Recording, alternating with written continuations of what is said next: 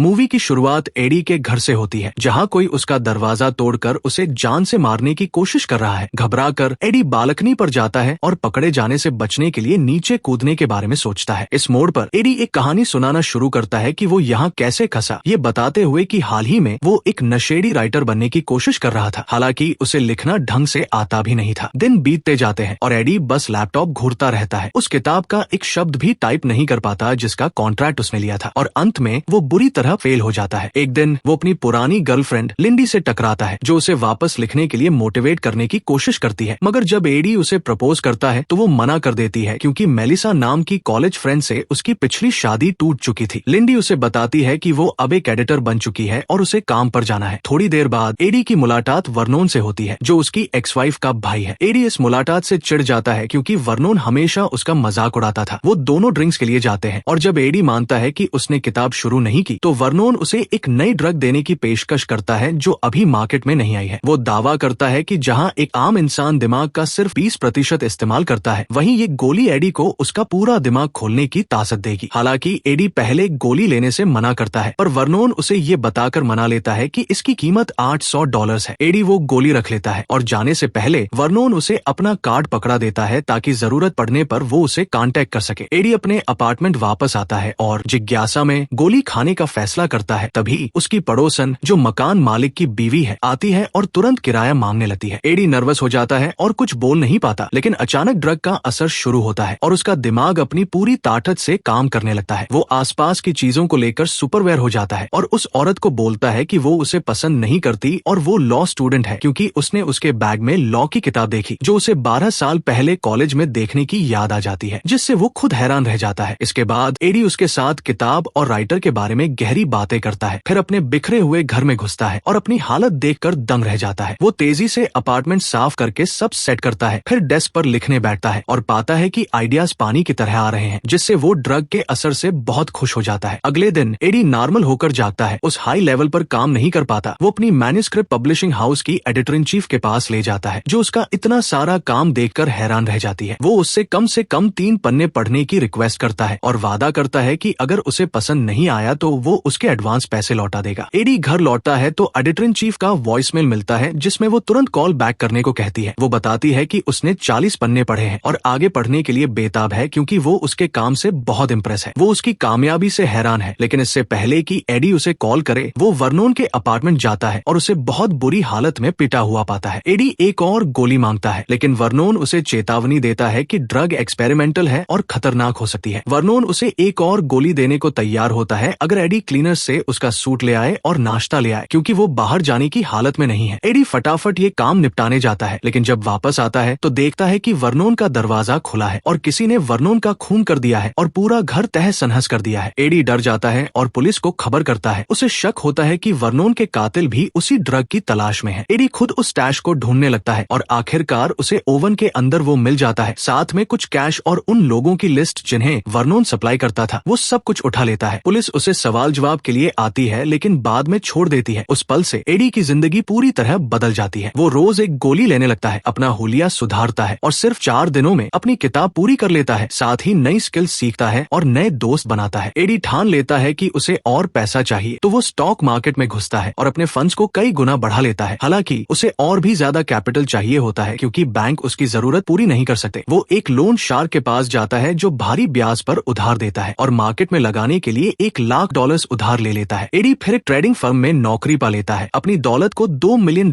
तक पहुंचा देता है, जिससे उसे शोहरत, कई जॉब ऑफर्स और मीडिया का अटेंशन मिलता है। एडी लिंडी के साथ सुलह कर लेता है और वो डिनर पर जाते हैं। उसके साथ चलते हुए वो तब घबरा जाता है जब वो नोटिस करता है कि एक अजीब आदमी उसका पीछा कर रहा है। एक और दिन एडी की मुलाकात कार्ल से होती है, जो स्टॉक मार्केट का बड़ा खिलाड़ी है, और वो बताता है कि उसकी कामयाबी एक खास ट्रीटमेंट की वजह से है जो वो ले रहा है। इम्प्रेस होकर कार्ल एडी से कहता है कि वो सबसे अलग है और उसे एनर्जी कंपनियों के डॉक्यूमेंट्स पकड़ा देता है, ये कहकर कि ऑफिस पहुंचते ही वो इनका रिव्यू करे। एडी एनालिसिस पूरा करता है और कार्ल को सलाह देता है कि एनर्जी मार्केट पर राज करना नामुमकिन है बिना 2 खास कंपनियों को कंट्रोल किए। कार्ल इम्प्रेस हो जाता है और अगली मीटिंग के लिए मान जाता है। एडी गर्व महसूस करते हुए कार से निकलता है, लेकिन अचानक उसे एहसास होता है कि उसे वक्त का पता ही नहीं चला और वो बिना याददाश्त के शहर के बीचों बीच काफी दूर पैदल आ गया है। उसका दिमाग लंबे अंतरालों को स्किप करने लगता है और उसे डिटेल्स बहुत कम याद रहती है। नतीजतन एडी इन नेगेटिव असर की वजह से अगले दिन गोली न लेने का फैसला करता है, लेकिन उसे काम करना मुश्किल लगता है और हर टास्क में चुनौती महसूस होती है। वो अपनी असिस्टेंट को कॉल करके बीमारी का बहाना बनाकर कार्ल के साथ मीटिंग कैंसिल करता है, लेकिन उसकी असिस्टेंट जिद करती है कि उसे खुद को संभालना होगा और जाना होगा, क्योंकि ये एक इम्तिहान है। एडी बेमन से मान जाता है और बिना ड्रग लिए कार्ल के पास जाता है, जहाँ वो अनफोकस्ड लगता है और बहकी बहकी बातें करता है। इस दौरान वो न्यूज में पिछली रात एक होटल में मारी गई लड़की की खबर देखता है और उसे एहसास होता है कि वो उसे पहचानता है, जिससे उसे घबराहट होने लगती है। वो अचानक मीटिंग छोड़कर निकल जाता है, इस शक में कि शायद अनजाने में उसी ने उसे मारा है। एडी भागकर घर आता है और उसे मेलिसा का मैसेज मिलता है, जो उसे चेतावनी देती है कि वर्नोन की गोलियां मत लेना, क्योंकि वो बेहद खतरनाक है। वो उसे मिलने के लिए बुलाता है, फिर वर्नोन की लिस्ट वाले हर शख्स को कांटेक्ट करता है, बस ये पता करने के लिए कि वो या तो बीमार है या मर चुके हैं। आखिरी इंसान जिसे वो कॉल करता है वो वही आदमी निकलता है जो उसका पीछा कर रहा था, जो वही पास में बैठा है। एडी भागता है और वो आदमी उसका पीछा करता है, मगर एडी टैक्सी में निकल जाता है। वो मेलिसा से मिलता है और नोटिस करता है कि गोलियां छोड़ने की वजह से वो बहुत बीमार लग रही है, उसका फोकस जा रहा है और वो कमजोर पड़ गई है। वो समझाती है कि जो ड्रग छोड़ते हैं वो या तो बीमार पड़ जाते हैं या मर जाते हैं। वो उसे सलाह देती है कि गोलियां दोबारा शुरू करो, लेकिन धीरे धीरे डोज कम करते जाओ जब तक पूरी तरह छोड़ न सको, जिसके बाद वो चली जाती है। एडी फिर अपने कर्ज को लेकर लोन शार्क से मिलता है और बची हुई रकम पर बहस हो जाती है। वो आदमी एडी के हाथ से एक गोली गिरते हुए देख लेता है, उसे उठाता है और खुद खा लेता है। एडी पैसे चुकाने के लिए बैंक जाता है और कुछ देर के लिए अकेला रह जाता है। एडी तबीयत खराब होने पर लिंडी के पास ऑफिस जाता है और सब कुछ सच बता देता है। उससे वो गोलियां लाने को कहता है जो उसने उसके अपार्टमेंट में छुपाई थी। लिंडी गोलियां ले लेती है, लेकिन नोटिस करती है कि एडी का पीछा करने वाला उसका पीछा कर रहा है। वो बचने के लिए एक नौजवान से मदद मांगती है, लेकिन पीछा करने वाला उस लड़के को मार देता है। हताश होकर लिंडी एडी को कॉल करती है, जो उसे एक गोली खाने की सलाह देता है और उसे सेफ जगह तक गाइड करने का वादा करता है। 30 सेकंड के अंदर गोली असर करती है, जिससे वो बच निकलती है और गोलियां एडी तक पहुंचा देती है, जो एक गोली खाता है और अपनी तेजी वापस पा लेता है। वो लिंडी से वादा करता है कि एक बार उसकी पोजीशन पक्की हो जाए तो वो गोलियां छोड़ देगा, लेकिन वो उस पर यकीन नहीं करती और चली जाती है। इस मोड़ पर लोन शार्क वापस आता है, गोलियां मांगता है तो एडी उसे भगाने के लिए गोलियां दे देता है। दिन बीतते हैं और एडी कार्ल के साथ फिर से काम शुरू करता है और ग्रुप की सबसे बड़ी ऑर्गेनाइजेशन का लीडर बन जाता है। वो अपनी डोज मेंटेन करने की कोशिश करता है और गोलियों को हूबहू कॉपी करने के लिए एक लैब डॉक्टर को हायर करता है। एक दिन एक डिटेक्टिव एडी को उस लड़की के मर्डर के बारे में पूछताछ के लिए बुलाता है, लेकिन उसे जल्दी छोड़ दिया जाता है क्योंकि कमरे से उसके फिंगरप्रिंट साफ कर दिए गए थे, कोई सबूत नहीं बचा था। एडी होटल वापस आता है तो देखता है कि उसका कमरा घुसपैठियों ने तहस नहस कर दिया है। वो एक सुरक्षित घर में शिफ्ट होने का फैसला करता है जहां सर्विलांस और मजबूत दरवाजे हों ताकि कोई घुस न सके। एडी फिर से लोन शार्क से मिलता है, जो धमकी देता है कि अगर उसे और गोलियां नहीं मिली तो वो मर्डर में एडी का नाम उजागर कर देगा। अगले दिन एक तय मीटिंग में वो एटवुड का इंतजार करते हैं, जो एक एनर्जी कंपनी का मालिक है, ताकि वो अपनी कंपनी कार्ल के नाम कर सके। लेकिन एटवुड की बीवी आकर बताती है कि वो अस्पताल में है और ठीक होने पर साइन करेगा। एडी को एहसास होता है कि एटवुड का ड्राइवर वही आदमी है जो उसका पीछा कर रहा है और उसे समझ आ जाता है कि ये सब क्यों हो रहा है। एडी को फिर से गवाहों की शिनाख्त के लिए बुलाया जाता है। किस्मत से गवाह उसे पहचान नहीं पाता और उसका ताकतवर वकील उसे छुड़वा लेता है। एडी फिर कार्ल से मिलता है और पता चलता है कि न्यूज रिपोर्ट्स कह रही हैं कि एटवुड के साथ डील रुक गई है, जिससे कार्ल को शक होता है कि एडी ने खबर लीक की है। एडी गोली लेने की कोशिश करता है, लेकिन पाता है कि वो उसकी जैकेट से गायब है। बीमार हालत में घर लौटते हुए उसे एहसास होता है कि उसका वकील ही एटवुड का वकील है और जरूर उसी ने स्टैश चुराया होगा। लोन शार्क का धमकता है, जबरदस्ती गोलियां मांगता है। एडी सुसाइड करने का सोचता है, लेकिन इरादा बदल कर घर में बची खुची गोलियां ढूंढने लगता है, पर कुछ नहीं मिलता। लोन शार्क अंदर घुस आता है और एडी उसे मार डालता है और गोली का असर पाने के लिए उसका खून पी जाता है। एडी फिर लोन शार्क के आदमियों का सफाया कर देता है, उन सबको मार डालता है। ये खुलासा होता है कि एटवुड की अस्पताल में मौत हो गई। एडी ड्राइवर का सामना करता है और पता चलता है कि वकील ने गोलियां ले ली थी, फिर भी एटवुड मर गया। एडी वकील के ऑफिस जाता है, उसे मरा हुआ पाता है और उसकी तिजोरी से गोलियां निकाल लेता है। 6 महीने बाद एडी न्यूयॉर्क सीनेट के लिए खड़ा होता है और उसकी किताब आखिरकार छप जाती है। वो एक बड़ी फार्मास्यूटिकल कंपनी के हेड से मिलता है और पता चलता है कि वो कार्ल है। कार्ल एडी को धमकाता है, ये कहकर कि वो उसके पिल्स यूज के बारे में जानता है और एडी की कामयाबी उन्हीं की बदौलत है। कार्ल खुलासा करता है कि उसने प्रोडक्शन कंट्रोल करने के लिए फार्मा कंपनी खरीदी है और अगर एडी ने सहयोग नहीं किया तो वो सप्लाई काट सकता है। एडी कार्ल को बताता है कि उसने धीरे धीरे गोलियां छोड़ दी है और अब वो अपनी काबिलियत पर काम करता है। उसके पास कार्ल के खिलाफ पक्के सबूत भी हैं जो उसे जेल भेज सकते हैं, जिससे कार्ल बेबस बेबस हो जाता है। एडी को महसूस होता है कि उसे आखिरकार आजादी मिल गई है और मूवी यहीं खत्म हो जाती है।